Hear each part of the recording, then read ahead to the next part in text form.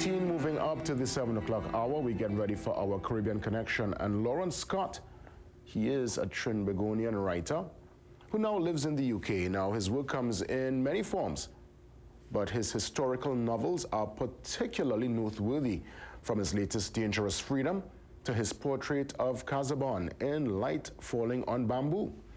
Now, he was awarded an honorary doctorate from UE. Yes, he was honored the doctorate for his literary work, and he spoke with Soani recently about his career. Welcome to the latest installment of your Caribbean Connections. Thank you so much, Jason. I'm here with Dr. Lawrence Scott, who is a renowned Trinidadian author back home to receive his honorary doctorate from the University of the West Indies. Welcome home, Dr. Scott. Thank you very much. So how does it feel to be recognized for your very long storied literary career? Well, this is a special recognition. To get a recognition at home is a very special thing. And I feel really happy and privileged. It was out of the blue. They just came, and you know. So yeah, my work is for Trinidad. My work has been for the Caribbean in the first place. Of course, you want your work to go out from here to the world, so to speak. As Lovelace says, you want to speak about the world from here. So that's good. But yeah, it's very special. Yeah. And your writing has always been anchored in the Caribbean, not always specifically Trinidad and Tobago, but very much Caribbean anchored. But you've done most of your writing where you're based in London. Yes, I have begun writing here. So 82, 83, when I first started writing, I was in my mother's house in Chaguanas, and I wrote there my first stories. And one of those stories, The House of Funerals, is what really kind of got me an agent and things like that. Yes, Which Room, my first novel, I wrote a lot of it here and then concluded in London.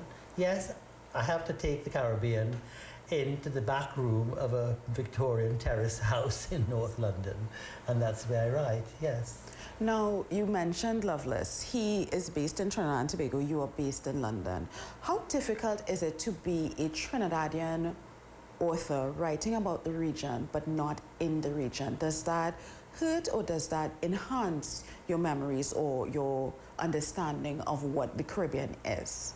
I think actually that's one of the reasons why I've taken a much more historical view of things, because I don't live here all the time. Like, you know, this Trinidad now, I think I would find quite difficult to write about. I mean, I have my take on it. I come here and I enjoy a lot of it, but I'm not on the street. I don't know a lot of language now. I don't know a lot of references. I mean, the Avenue wasn't the Avenue when I was growing up here, not growing up, but a young man in the 80s. No, you know, there were one or two restaurants around the place. Carnival was different. My last carnival was Minshall's River, way back.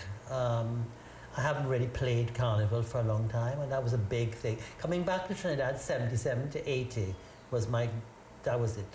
You know, I returned and I kept coming again and again and again. But I would find it difficult to really, in my short stories, I go towards a contemporary Trinidad sometimes, but I'm very conscious I don't know a lot, and I don't want to comment in that way. I can't, actually. And there's a lot, I mean, these young writers coming up now, a lot of the women writers are telling you what's going on, yeah. So there's no need for you to do that work because it's being done competently yes, by younger writers. But it's not how I mean, I'm getting a book of poems next year, and those had their beginnings when I was researching my light Falling on Bamboo based on Cazabon's life. Mm-hmm. And so, yeah, I do comment in the poems on a kind of Trinidad, but it's called Looking for Cazabon, the collection. And the poems, I mean, I'm always knocked out by the beauty of Trinidad. But I know that what undercuts it is the violence of Trinidad. I know the violence is not, look at this garden just outside, you know, but the violence is there. We think, oh my God, that gate is too slow when I get back at 12 in the night and things like that. You're uneasy. That wasn't so when I was growing up. Well, I could have been a little bit when I was growing up on a sugarcane estate, but it wasn't so really in 77 to 80. It wasn't like that. They left doors open and Yes. windows and things. So when we look at your catalog, there's Witch Broom, there's Light Falling on Bamboo, there's your most recent novel, which is based on Dido Bell, Yes. which I think some of our audience may know from the movie, but I highly recommend that they look at your novel. I wanted to juxtapose your Light Falling on Bamboo and your novel on Dido Bell. These are two, you know, Light Falling on Bamboo is on Cazabon and Dido Bell is a real person, but these are not biographies, or you No, don't classify them as biographies. No. They're both Cazabon and Dido Bell are historical figures. So I have some history. And you do a lot of research when you're writing those type of novels. Yes, before and during, and they are historical figures, but very little is known about their internal lives, their emotional lives, the psychological situation that they found themselves in. We have dates and births and deaths and things like that. So the challenge is to bring them to life. I mean, I remember when Light Falling on Bamboo was launched here, I think a distant relative of Cazabon's came to a reading and she said, well, I don't know anything about him, so this is the truth. I was very pleased with that. I wanted to compare that because you spend a lot of time researching your novels. Like, how long do you think you take on average to do, especially the ones? It's very difficult to know exactly. I mean, I'm not a very disciplined person in a way. I suppose disciplined to the point that I stayed there and wrote the books. But a book takes me about 4 years, really. Okay, Yeah. which is like a PhD project. How does your work align with what academics do, what historians do, social scientists, in terms of giving us information about historical figures or events? Well, I think the research is probably very similar, but what I don't have to do is I don't have to reference everything. Right. So I don't have to have footnotes and all this. I remember saying to a friend who was at Birmingham University, he helped me to be published, first of all, and he said, you know, I should do a PhD, you know. He said, Lawrence, don't do a PhD. Write another novel. And he was, yeah, I mean, I would have liked that. You know, I was a school teacher as well as writing, and maybe I thought that would help me along to have a PhD.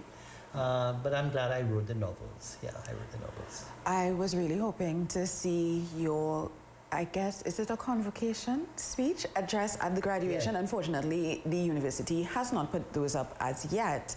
I did see a snippet of you giving advice to some of your graduates. Yeah, who were there along with you. Word I learned, actually. It's a very university word. But I wanted to take this opportunity, drawing on your past as a school teacher, now that you've been awarded this honorary doctorate, what sort of advice do you give to young writers coming up? Right, young writers, right. But I'll just say quickly, actually, there is a link to the live presentation of my address. Good. I got that sent to me by one of, I think UE has put it out. Fantastic. So I'll definitely make a link to it in our interview. As part of this interview. Like, there is one. I could send it to you myself, actually, if you wanted. But also, what there isn't, I wanted to find was a link to the full citation that Dr. Suzanne Burke did. Right. Because that was, I really was pleased with that, yeah. But, I mean, the your advice, I mean, I always talk about it. I find very difficult to advise writers. You know, you can't, I have been on writing courses, I have taught writing courses.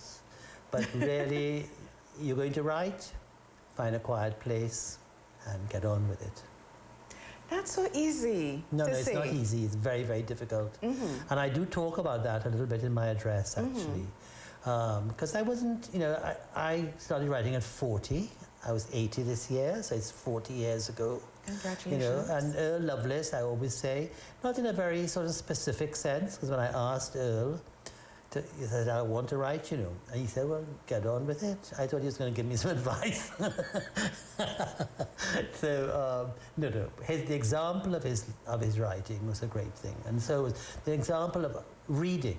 That's the big advice. Read as much as you can. Read. I always find sometimes on courses, you say to people, what are you reading? And they're not reading a lot. you have to read. I mean, if you're a potter or a sculptor, or you would look at artists who had done that sort of work, and you want to read books, read all kinds of books. But if you're writing fiction, read the best fiction. Read the best fiction that there is. And who are you reading?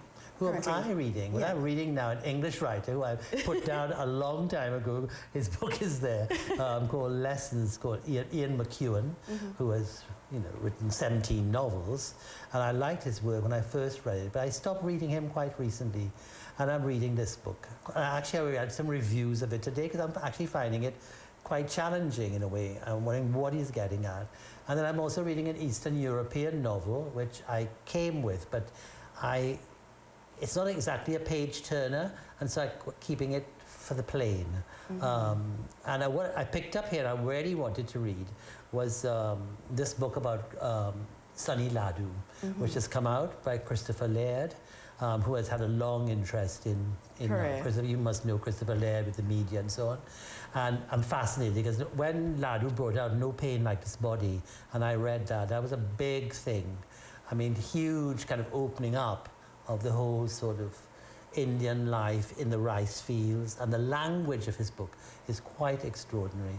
And actually, I think in Witchbroom, there's somewhere in my prose, just as a phrase, no pain like this body. Yes. And it's a huge, I mean, the very title is just a huge thing about that period of history of indentureship, because that is another historical thing I did. When I was UTT, a fellow at UTT, I did this project called Golconda, Our Voices, Our Lives. That's the actual book that came out of talking like you're talking. I did with some other teachers, David Maraj, Marilyn Teemal and Nyla, whose second name has gone out of my head. They were teachers at St. Stephen's College, and we taped these people on the Golconda estate, people who had been ex-sugarcane workers. We got their stories, and we got it into a book. And that is a whole historical thing. And I work with Angelo Bissessa Singh, and Brinsley Samaru is helping us as well. Ken Ramchan, of course, was heading up the UTT thing. But I'm very proud of that book because I grew up in Pittimon Estate and Picton Estate and that whole part of South. And I've had in the project because we managed to get these guys and women together. And you want me to going on with this story a bit long, but I'm very proud of it. And this guy said, he's called Ralphie, he said, I knew your father, I said, you knew my father? He said, yes. I said, there was another Mr. Scott who managed that estate, Pittimon and Golconda. He said, no, Corkfoot. Oh dear. I said, oh yes, that's my father. My father had polio as a child, and he had a slight limp. When he wasn't in the 50s and 40s, he rode a horse, and then it was Land Rovers. But when he walked on the trace in a sugar cane, he was Corkfoot. we do have a tendency for taking your feelings and making it a nickname. That's nice. How do you chart your writing career and the stories that you have chosen to tell? How would you define them? The stories I've written and chosen to tell? Right. Well, I mean, another historical novel in a way is my novel called Aelred's Sin, which I'm very proud of because it got a Commonwealth Writers' Prize.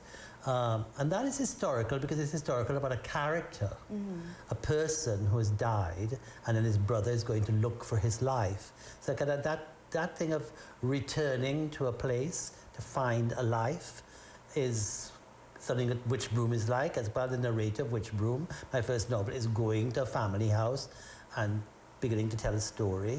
The Night Calypso, which is set on Shaka Shakari, is you're going to tell a story. You go to a place and it's like an archive, and then you tell the story.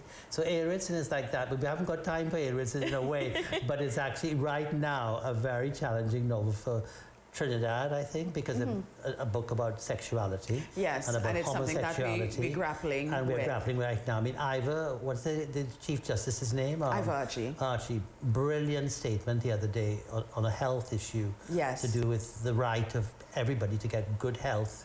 Exactly, have basic human rights in Trinidad and Tobago. I wanted to end our conversation with going back to you receiving your honorary doctorate and how what does that do as a cap on your career, you think? Or is it Well, a it's a cap? wonderful, I mean, I'm 80 this year, right? I know you might, some people think I'm young for my age, but in a way, though I can tell you my knee is... your knee feels it. My left knee does.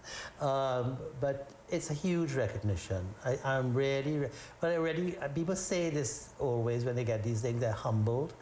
Well, it is. I mean, you know, UWI, I loved UWI ever since I came back, and I was teaching here for a while and so on. And Bridget Barrington said to me, well, you're part of the university now.